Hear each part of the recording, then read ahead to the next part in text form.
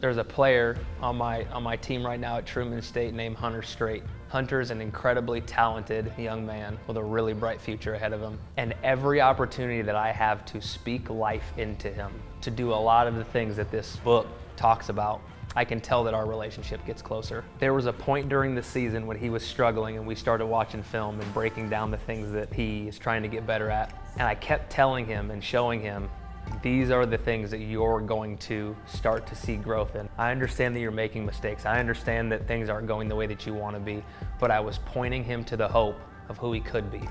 And we were in a game and he had been absolutely terrible the whole game. You could ask him, awful. He was frustrated, and every opportunity that I had to tell him on the sideline, you're gonna make one.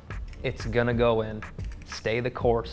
And it was late in the game, he caught the ball, literally right in front of me. And he teed this thing up and went to shoot it without hesitating. And when he shot it, I yelled right behind him. I said, that's cash. And he hit it.